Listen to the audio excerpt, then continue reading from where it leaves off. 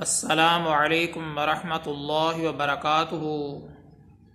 محترم سامعین، آج کے ٹاپک میں ایک شرعی مسئلے کی وضاحت کرنا مقصود ہے۔ وہ شرعی مسئلہ یہ ہے، بچے کے کان میں آذان دینے کا شرعی طریقہ کار کیا ہے۔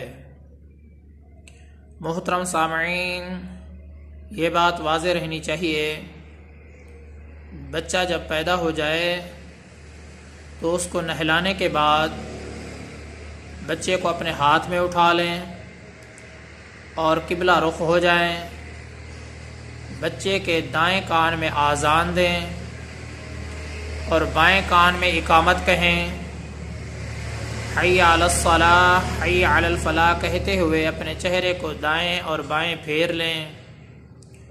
الصلاۃ خیر من النوم کہنے کی ضرورت نہیں ہے، اور نہ ہی بچے کے کان میں آذان دیتے ہوئے کانوں میں انگلیاں ڈالنے کی ضرورت ہے۔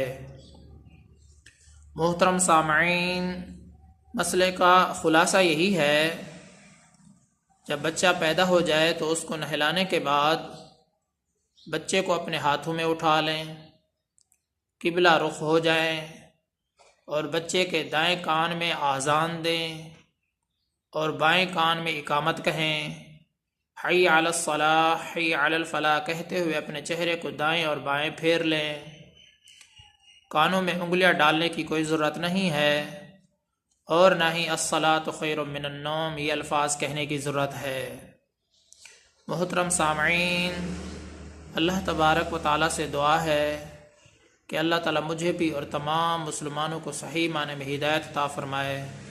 میں آپ سب کی دعاؤں کا طلبگار ہوں۔ محمد ثناء اللہ فاروق۔